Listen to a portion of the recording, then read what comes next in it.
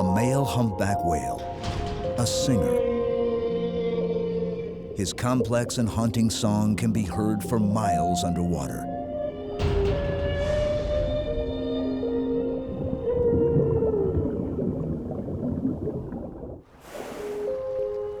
Humpback migrations are legendary, epics of time and distance. These whales and others were hunted to the brink of extinction. But since a 1986 whaling moratorium, a few species, including humpbacks, have recovered some of their historic numbers. But whaling nations want to reopen the hunt.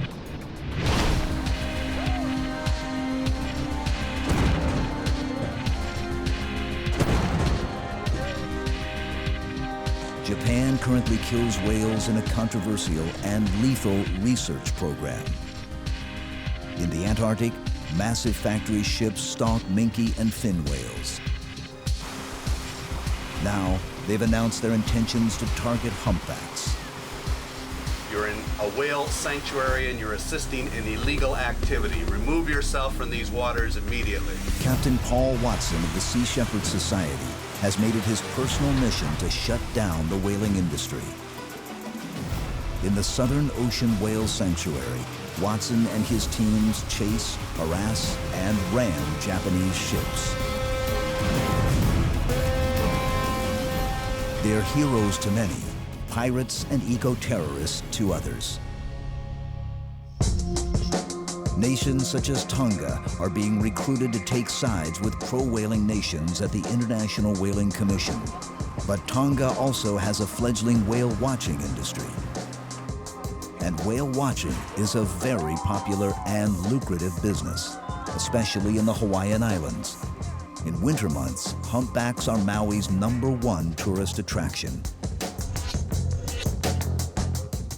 At Maui's Whale Quest, photographers, researchers, and conservation groups gather at an annual conference dedicated to humpback whales. There's no doubt the animals stir our emotions like no other creatures.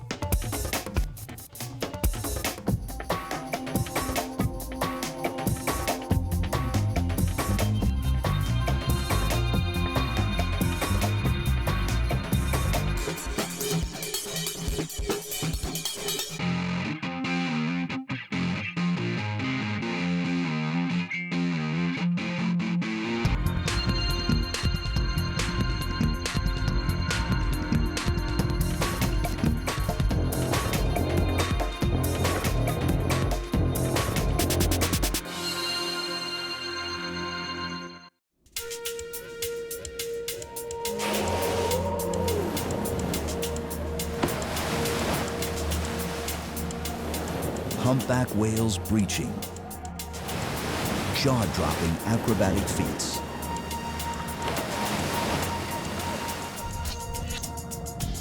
These are the warm cobalt blue waters of Tonga, an island nation in the South Pacific. Humpbacks gather here to mate, give birth, and to rear their young. For months, adult whales do not eat. Females lose much of their body mass while nursing their enormous offspring. From the tropics, humpbacks then travel thousands of miles to rich feeding grounds in colder seas of both hemispheres. Considering they haven't eaten for half a year, it's a tremendous migration.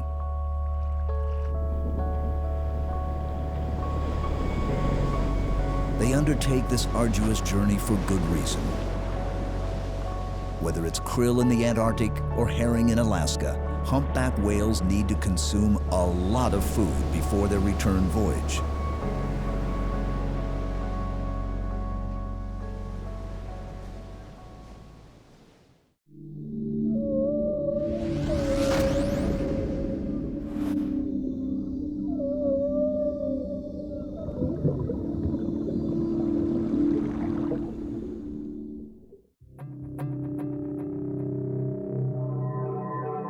Hunted for centuries, whales fueled our insatiable appetites for oil, blubber, and countless consumer products. The slow-moving animals were no match for swift whaling vessels. With the advent of even faster, more modern ships equipped with explosive harpoons, hundreds of thousands of whales were killed. It eventually became clear that many species, including humpbacks, were in grave trouble.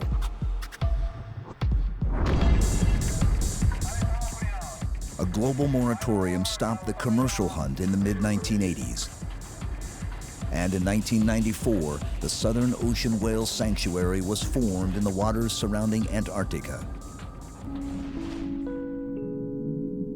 In the decades since the moratorium, humpbacks and a few other species have rebounded in numbers. With many commercial fish stocks on the verge of collapse, there is a growing movement to once again target whales. This time mainly for their meat, literally tons of nutritious, protein-rich flesh from a single animal.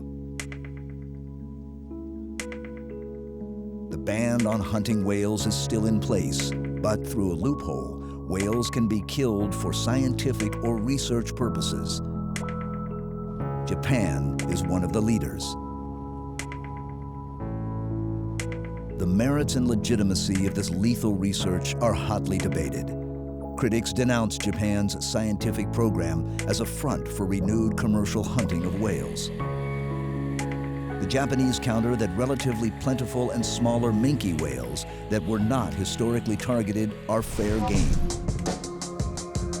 But the most contentious issue in the debate is that the animals are currently hunted in a protected area, the Southern Ocean Whale Sanctuary, where whaling is banned. And directly in their wake, trying to stop them, is the Sea Shepherd Society. I set up Sea Shepherd to uphold international conservation laws, treaties, and regulations. So we intervene where there's criminal operations taking place, illegal whaling, illegal fishing, and that's what we've been specializing in over the years. So we're not a protest organization. A respected and equally reviled activist, Watson has been instrumental in raising public awareness on many environmental issues. He developed his extreme form of activism at a very early age.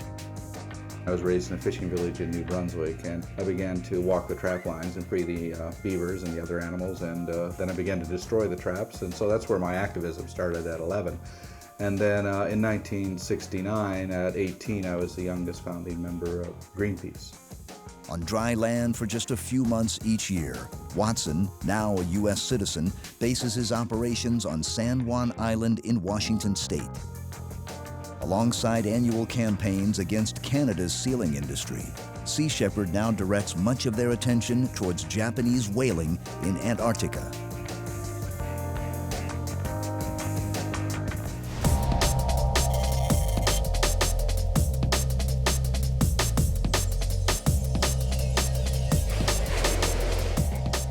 In the austral summer, hundreds of thousands of whales migrate to Antarctica.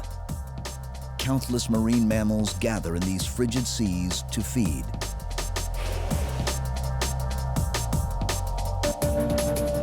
This is the Sea Shepherd vessel, the Robert Hunter. Its mission, to hunt down Japanese whaling ships. I had been wanting to go down and confront the Japanese fleet for years, but it wasn't until 2002 that we were able to afford our first campaign to go down there. And we just completed this year our 4th campaign to Antarctica. And it's proven to be more successful every year. Our tactic's pretty simple. We just simply chase them, and they run, and they don't kill whales. So they're only able to get half their quota over the last 2 years. I like to design tactics that aren't going to hurt anybody and are somewhat humorous. And so, you know, in the past we've had cannons that fire pie filling, chocolate or cream pie, and you know, you can certainly slime somebody with 45 gallons of chocolate. We're always constantly trying to come up with tactics that are designed to be effective, yet at the same time will not injure anybody that we're opposing.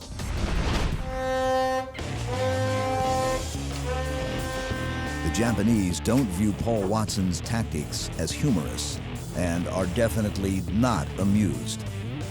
Smoke and stink bombs are just one of the many ways in which Sea Shepherd disrupts the operations of whaling ships.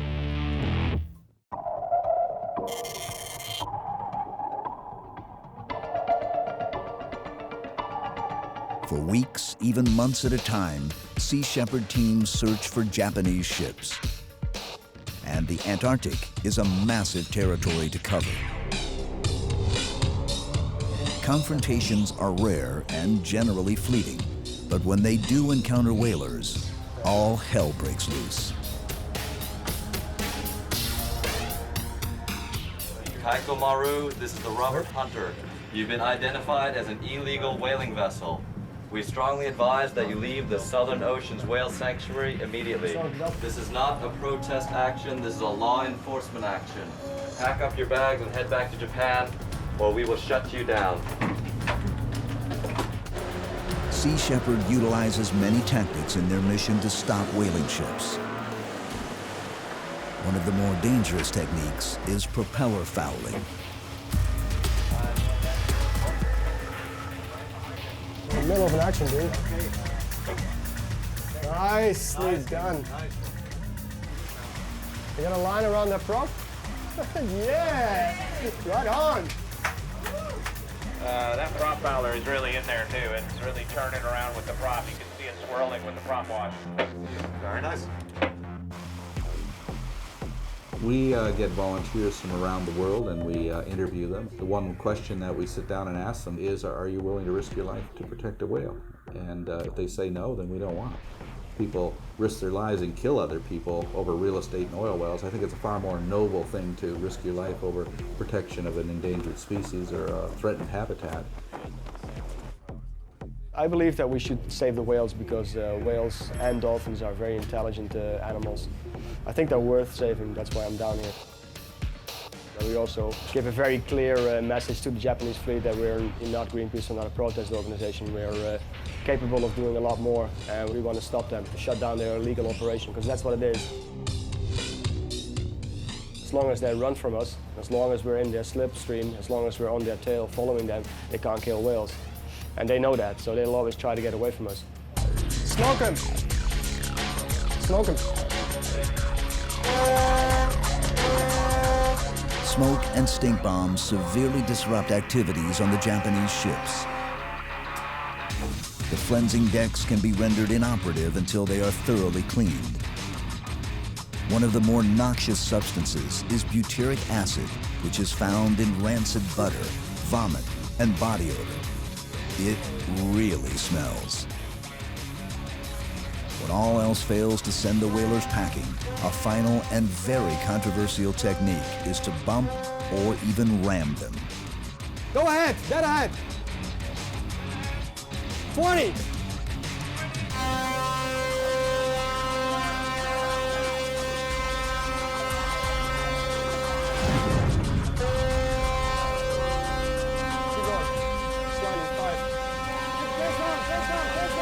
Stop! Who rammed who in this January 2007 incident is still being debated, and both sides claim the other is at fault. Check out damage, please. Need people checking the damage. Kaikomaru, this is the Robert Hunter. This is not a protest action, this is a law enforcement action. Holy look at the chip.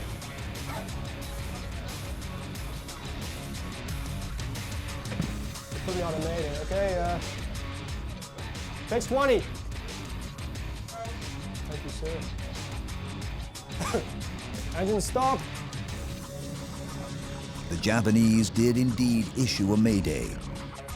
This wouldn't be the first or the last international incident in Sea Shepherd's Antarctic campaigns.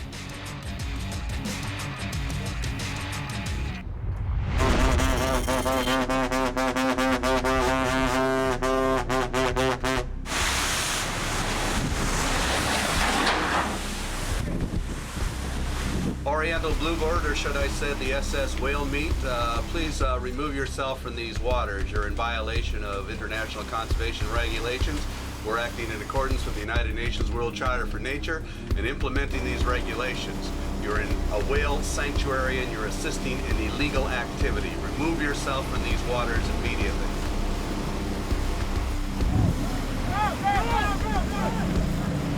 Teams on board Sea Shepherd's second ship, the Robert Hunter, confronted the main factory ship, the Nishin Maru.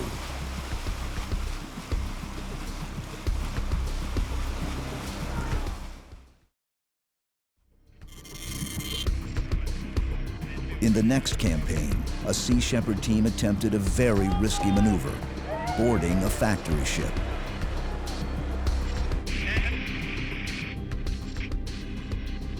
Be advised, they are attempting to throw Potsy overboard. I say again, they are attempting to throw Potsy overboard. Yushin Maru, this is Steve Irwin. You are detaining 2 of our crew members illegally. We strongly advise that you release them. The 2 Sea Shepherd crew members were held briefly by the Japanese. They were eventually turned over to Australian officials who had helped negotiate their release. Back on board their own ship, they were greeted as heroes. Cheers. Cheers.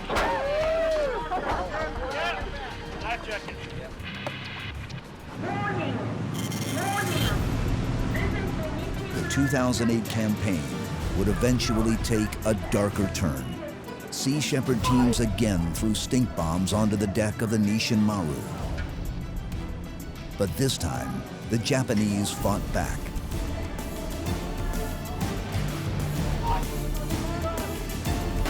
Armed guards tossed flash grenades at the Sea Shepherd crew.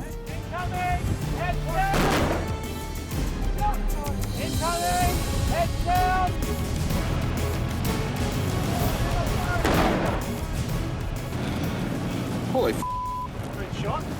Watson, who always wears a bulletproof vest, may have been shot. Probably hit me right here.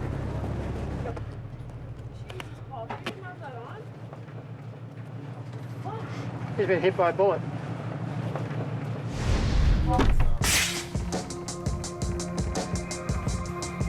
Going as fast as I can. Yeah, I see him. Sea Shepherd's future campaigns will no doubt be controversial and confrontational. Every single marine mammal on this planet is endangered. Not only that, most of the fish are endangered. Every single commercial fishery is in a state of collapse. The oceans are dying. And so we've got to stop this massive exploitation of wild species. I think that we have to have a complete moratorium on raping the oceans because it's just out of control. There's simply too many people and there's not enough fish and animals in the sea to continue to support this incredibly rapacious appetite that we've developed. Whether you agree or disagree with Sea Shepherd's tactics or their politics, they are, if anything, highly effective activists.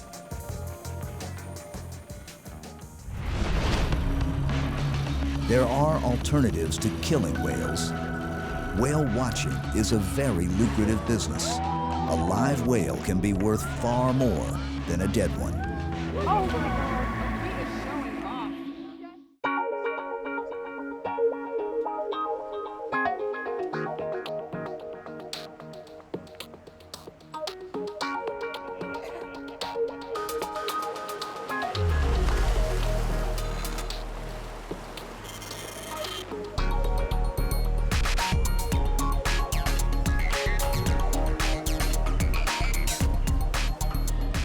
This is Lahaina's Whale Row. Dozens of businesses geared to tourists line the waterfront. The main attraction here, whale watching. Everybody ready to see some whales? Yeah! Let's go! Each day in winter, hundreds of eager tourists crowd the waterfront, vying for space on a handful of whale-watching boats.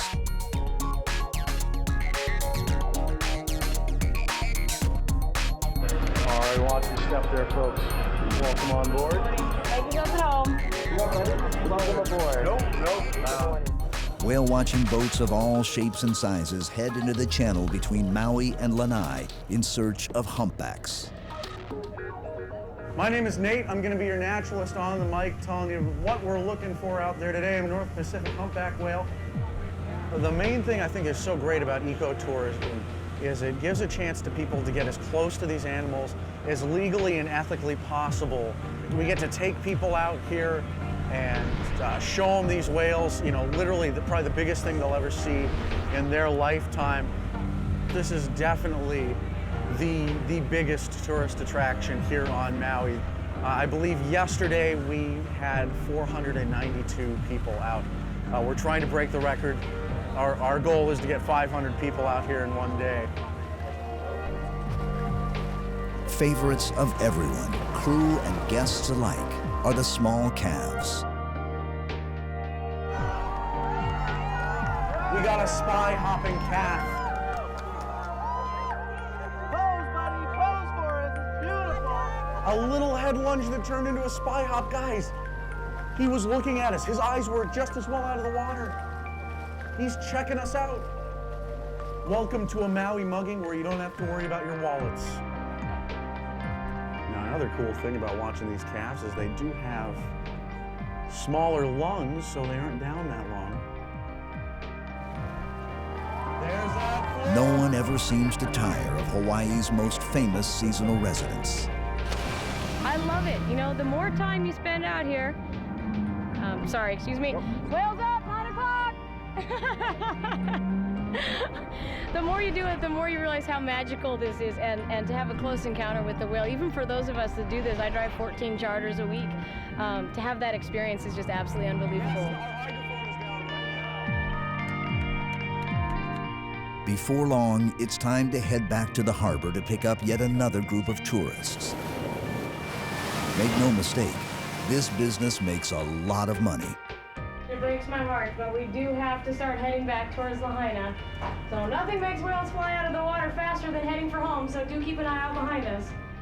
Did you guys have a good time out there today? That's what we like to hear. Well, she's absolutely right. Private whale watching charters also depart from many of the island's waterfront resorts. Welcome aboard, guys. Go ahead and follow that down. Go ahead, guys. There she blows, 4 o'clock. There's another group, 3 o'clock. Every group you're seeing right now is mother calf escorts.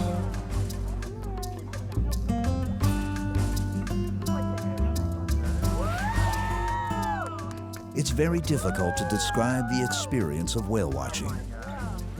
The animals trigger a strong emotional response in most people. There's just something magical about a close encounter with one of Hawaii's humpbacks. Whales are amazing. You never appreciate them until you see them up close and get to experience their beauty and the size of them and hear the sounds, and it's really amazing. This is my favorite time of year. It's nice to have them here.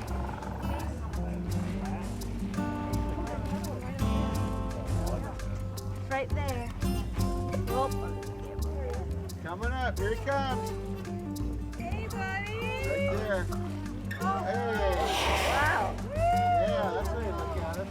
What goes on in the lives of whales? Well, we're always curious about the unknown. I think maybe that's one of the strengths of being a human being, that the unknown is a challenge. And it's also a source of attraction and focus. And so here you have this gigantic animal that's bigger than anything that you've got on Earth, and yet you realize you don't know anything about it. You don't love things that you don't value, and you don't value things that you don't know. Whale watching is an avenue to getting to know something, which will lead to getting to value it, which will lead to being concerned with saving it. Look at these. Whale soup, folks. There's 3 or 4 here.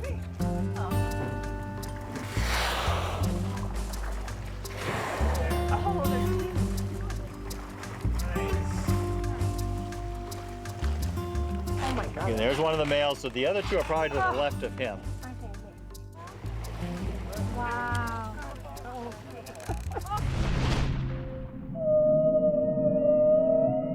Deep below the surface, a male humpback calls out to other whales.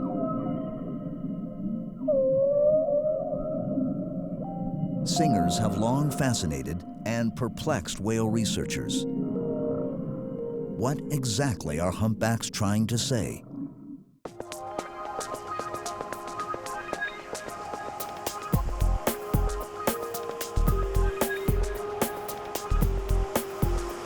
Canadian scientist Dr. Jim Darling spends the winter months in Maui studying humpback whales. Each day, weather permitting, Darling and other researchers depart from Lahaina's harbor. Hawaii's humpbacks are one of the world's most heavily studied cetaceans, but there are still many unanswered questions about their behavior, especially their iconic songs. Humpback whales spend the summer feeding all around the Pacific Rim, from northern California to northern Japan. In the winter, they migrate to breeding grounds in tropical waters, subtropical waters like Hawaii. The males are here to mate. The females have two roles when they're here. One is to mate, and the other is to give birth and nurse.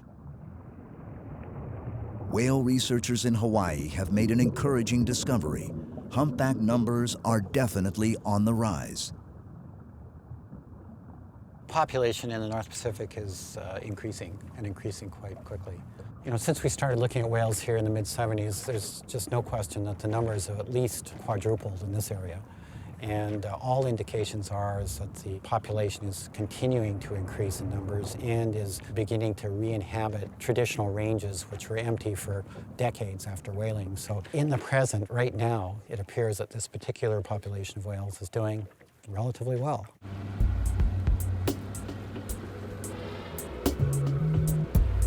Darling motors around the channel looking for signs of humpbacks, specifically lone animals. Surprisingly, it's only the males that sing. We've learned over the years that most singers are alone. They're lone males. And so, you know, if we're traveling along and we see any single blows, you sort of go over there just to check, because the odds are greater that they're singing than if whales are in groups. The songs are so loud, they can be felt through the boat's hull.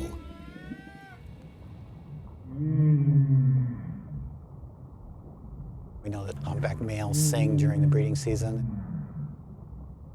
The song is somewhat unique in the sense that it's a series of sounds which is repeated over and over, sort of every 10 or 15 minutes, and the song changes as it's being sung. It sort of gradually evolves as it's being sung.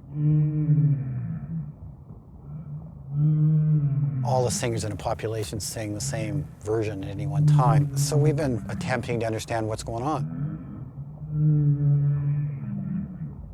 Why are they singing? What's the function? How does it work? I mean, what's the purpose of it all?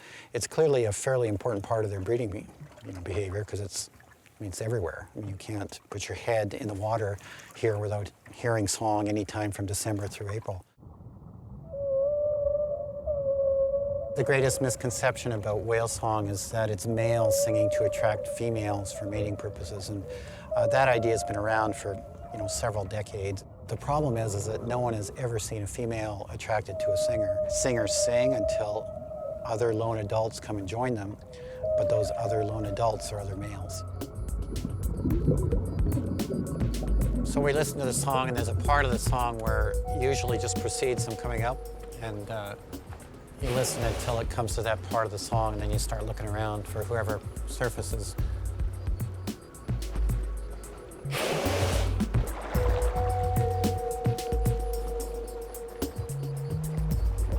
Before song recordings can be analyzed, the singers have to be identified. Each whale has a distinct tail fluke, much like a human fingerprint. We always like to know which individual is attached to the song. We may be comparing songs of different individuals, or we may have repeat sightings of this guy, and we want to see how his specific song has changed over time. We also ID him because we may see him in different groups through the day. There's quite a bit of interaction going on here between the two males, and the mother and calf probably trying to stay out of the way.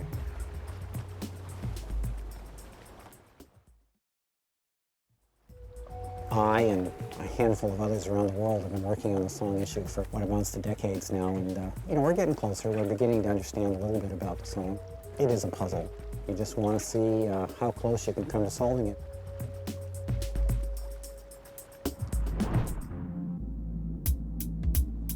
Jim Darling and others in the whale research community are very alarmed at news of humpbacks possibly being targeted by whalers. Hawaii's whales do not travel to Antarctica and would not be hunted, but there's concern that renewed commercial whaling would make its way eventually to the North Pacific. Many humpbacks, like these animals at play, have no fear of people or boats. They would make easy targets for whalers. There is no question in my mind whatsoever that we don't have the kind of information that we should have to open any kind of whaling quotas on humpback whales. I mean, we have some vague idea of numbers in some areas, but we know virtually nothing of their social system or behavior, population definition, and so on. And until we know those things, any kind of whaling is just a huge gamble.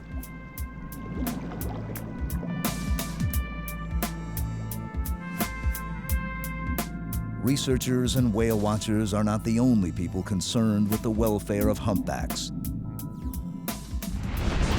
Photographers and filmmakers have long held a deep fascination with these enigmatic animals. Renowned artists such as David Fleedham, David Dubélé, and Flip Nicklin are strong opponents to the prospects of renewed commercial whaling. And at Maui's Whale Quest, these photographers, scientists, and conservation groups all gather for an annual conference dedicated to humpback whales. Still photographer David Fleedham has a special affinity for humpback whales. Maui resident for over 20 years, Fleedham has encountered more than his fair share of whales. He fondly recalls one of his first experiences with a humpback. Down in the South Pacific was the first place I saw one underwater. They're so enormous, it's like a huge bus swimming around underwater. It really takes your breath away. It's hard to believe that anything alive is that big. One whale stayed underneath our boat for probably about 4 hours. We stopped and had lunch, which if anybody told me I was going to be eating a sandwich, and as a humpback whale was swimming around my boat, I would have told them they were nuts. When you slipped into the water, it would immediately swim straight over to you, and it would hold its pectoral fin out and wave it only just a few feet in front of your face. I have no idea what the whale was trying to tell me. Finally, I was like, well, I have that shot and I have that shot. And so I started getting as tight as I could, and I got a shot of the tubercles. Around their jaw, on the top and the bottom of their head, are bumps, and each bump contains a hair. And for the first time, I actually got a shot where you can see the hair in the tubercle. When humpbacks sing, the sound is so loud, you can hear it before you even get in the water. It reverberates through the hull. And once you get in the water, there's some low sounds that they make where you actually get shaken underwater by it. The first time that I ever free dove down onto a singer, the sound was so loud I couldn't hold my breath. I ended up coming back up and going, all right, calm down, take a few deep breaths, and then dive back down. The singers are phenomenal. Fleedham shares the concerns of many that renewed commercial hunting of whales, especially humpbacks, is a grave mistake. It seems that to begin whaling again at this point in time is ridiculous. The whales have been protected for so long. In the 20 years that I've been in Hawaii, I hear more and more of encounters between boats and whales, friendly encounters, where the whales approach the boat and they stay around the boat. But the whales, I think, are just getting more and more acclimatized to people and boats and have no fear of them. To now begin hunting them is like hunting bears in Yellowstone Park. The humpback has just now reached the point where it's a question whether or not it is still an endangered species. To, at this point, go out and be killing them, it just seems ridiculous. We just barely got through possibly saving them. Historically, man's capability of even managing a fishery is hopeless. You know, we target one species until they're gone, and then we hit another species until they're gone. So to put something that we've just now saved back on the killing list is, to me, ludicrous. Feel that power.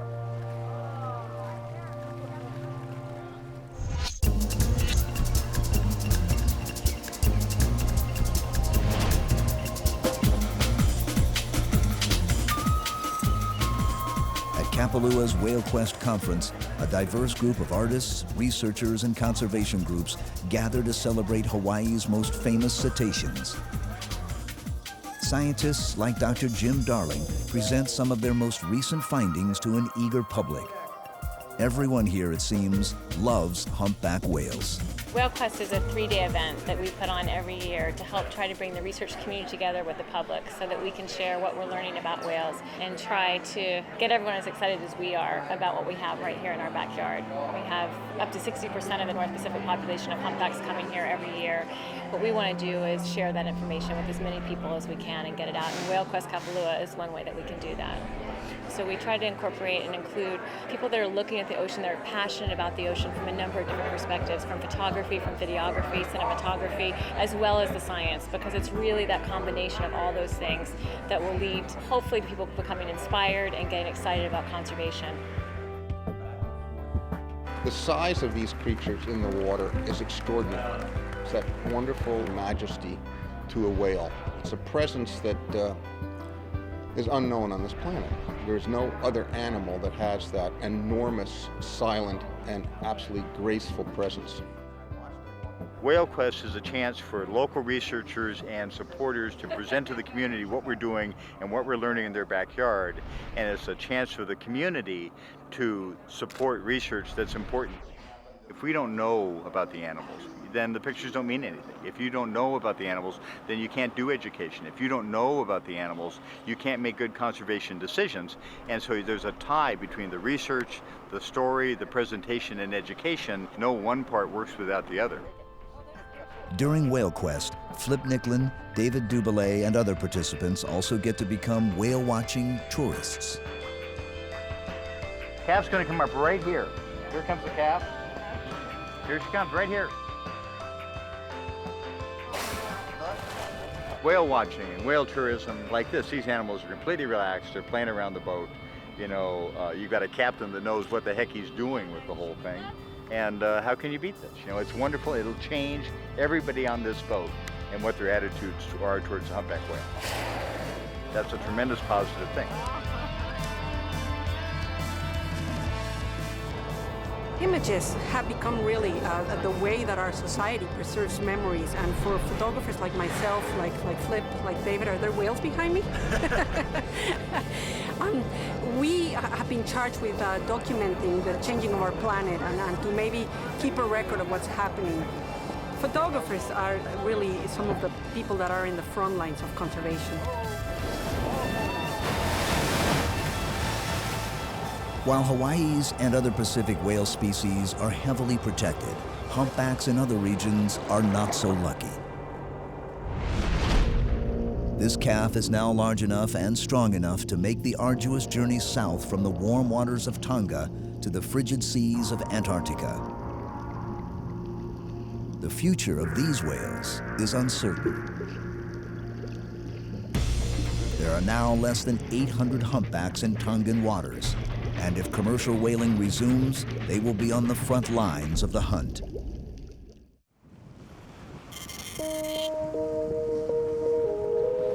The sheltered waters of the South Pacific nation of Tonga have been important breeding grounds for humpback whales for millennia.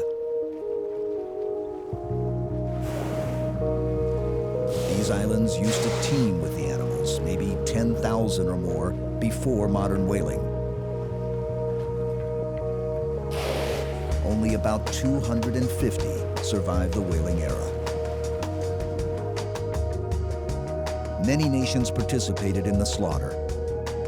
KGB documents revealed that Russian whaling ships illegally killed more than 48,000 whales in the Southern Pacific in just 2 decades. the former king of Tonga was so concerned with the welfare of the country's remaining whales that he implemented a complete prohibition on whaling in the late 70s. In the past few decades, Tonga's humpbacks have recovered slightly to perhaps 700 or 800 animals. But Tonga's, Fiji's, and Australia's humpback whales all migrate to Antarctica to feed. 2 years ago in St. Kitts at the International Whaling Commission meeting, the pro-whaling nations held a majority. And the current situation with Japanese and whaling is that they have a scientific research program where they announced they were going to take 935 minke whales, 50 fin whales, and 50 humpback whales. Humpback whales are endangered or threatened depending on the population you're looking at. And this happened to be a population that migrated past the coast of Australia. Through pressure by Australia and possibly some sort of backroom discussions with the United States, Japan withdrew its quota of 50 humpback whales, focusing on the 935 minke whales and the 50 fin whales.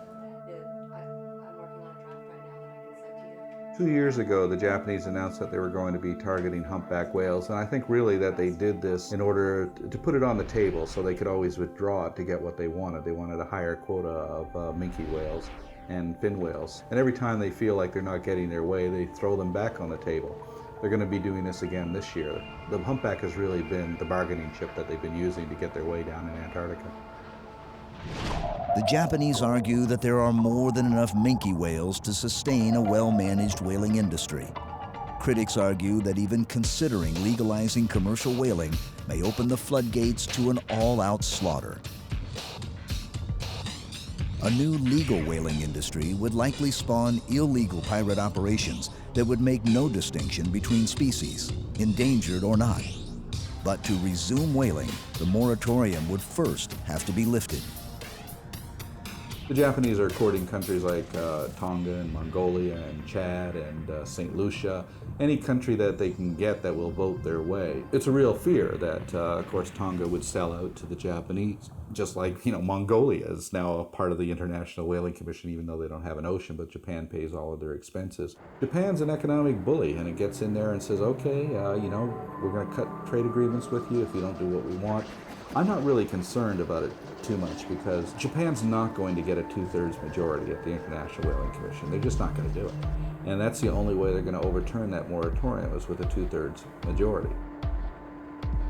Japan is an island nation and they see the world in a different way. They traditionally have gotten a huge proportion of their food from the ocean.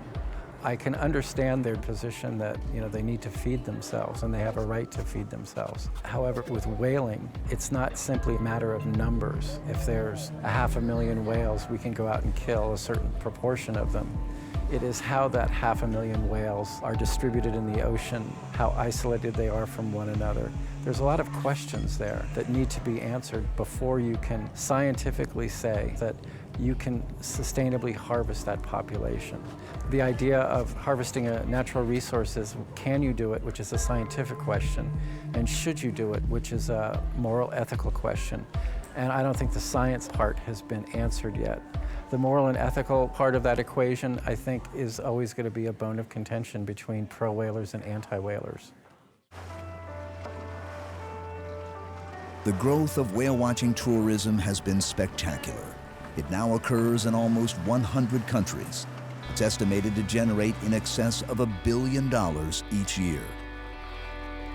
And even minke whales are popular tourist attractions.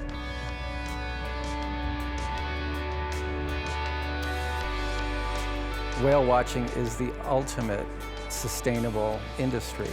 You're not doing anything to harm the whales. You can keep people going out and seeing whales year after year after year. It brings money into local economies.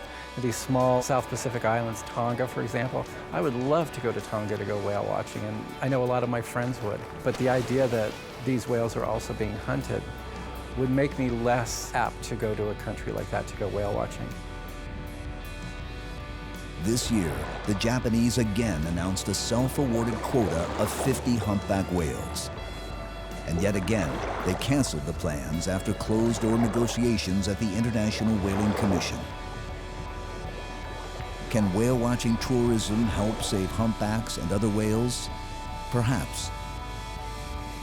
For now, humpbacks are still protected, but it may be just a matter of time before the whaling moratorium is lifted.